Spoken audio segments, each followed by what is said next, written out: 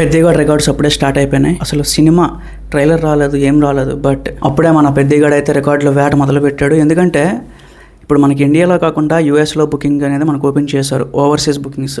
అది కూడా నార్త్ అమెరికాలో మనకి రిలీజ్ చేశారనమాట. మీకు ఇక్కడ నేను విత్ ప్రూఫ్ పెడుతున్నాను చూడండి. దేవరా సినిమా కానీ, పుష్ప కానీ, ఓజీ కానీ, సలార్ అని లేపుతారు ఆ సినిమా కానీ, అన్ని సినిమాలు కూడా దాటేసి 100, అది మనకి నెంబర్ కూడా పెడుతున్నాను చూడండి, 1,00,000 టికెట్లు అయితే మనకి సేల్ అయినాయి. అది కూడా విత్ ఇన్ 30 మినిట్స్లో. సో అదే 30 మినిట్స్లో మిగతా సినిమాలకి ఎన్ని టికెట్స్ వచ్చాయి, అదే 30 మినిట్స్లో పెద్ద సినిమాకి ఎన్ని టికెట్స్ వచ్చాయి విత్ ప్రూఫ్స్ పెట్టాను చూడండి మీరు. సో ఇది గైస్ సినిమాకున్న అసలైన స్టామినా, సినిమాకున్న అసలైన హైప్. దాన్ని ఎవరో బ్రేక్ చేయలేరు.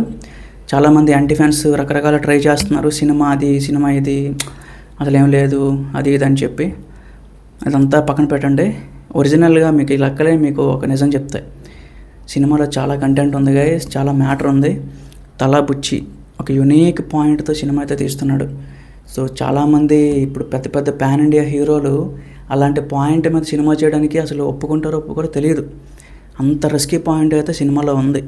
ఖచ్చితంగా అది బయటకు వచ్చిన తర్వాత తెలుస్తుంది. బట్ యాజ్ ఆఫ్ నౌ అయితే ఇంత మంచి రికార్డ్ పెట్టింది కాబట్టి ఇంకా ఫర్దర్గా ప్రీ సేల్స్ కానీ మన ఇండియాలో కానీ ప్రతి దగ్గర కూడా ఇంకా ఫర్దర్గా మంచి రికార్డులే పడుతుంది ఖచ్చితంగా.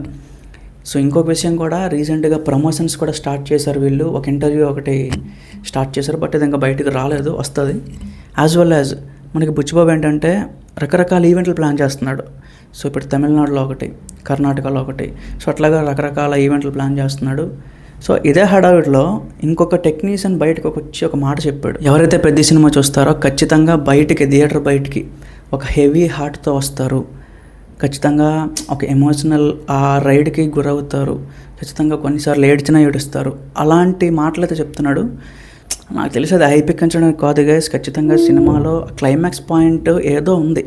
సో ఖచ్చితంగా అది బయటకు వచ్చిన రోజు రంగస్థలం కూడా ఏంటి మనం అనుకోవాలి. టీజర్ చూసి ఏదో రెగ్యులర్ సినిమా అనుకున్నాను, నేనైతే రెగ్యులర్ సినిమా అనుకున్నా. బట్ ట్రైలర్లో ఏం చూపించలేదు, టీజర్లో ఏం చూపించలేదు. సినిమాలో చూసేటప్పటికి ఎంతలా కనెక్ట్ అయిపోయామో నేను కొత్తగా చెప్పక్కర్లా. అలాంటి పాయింట్స్ అయితే చాలా ఉన్నాయి సినిమాలో. చూద్దాం గైస్, నాకైతే చాలా ఎగ్జైటింగ్గా ఉంది. సినిమాలో కొన్ని సీన్స్ అంటే ఆన్ పేపర్ నాకు కొన్ని తెలిసినాయి, అవి కూడా చాలా బాగా వచ్చాయని తెలిసింది. చూద్దాం గైస్, ఇంకా మనకి ఎన్ని రోజులు లేదు, మహా అయితే ఒక 20 రోజులు అనుకోండి. 20 రోజుల్లో సినిమా అయితే దిగిపోద్ది. ట్రైలర్ వచ్చినాక దాని హైప్ ఇంకెక్కడికి వెళ్ళిపోద్దో నాకైతే అర్థం కావట్లా.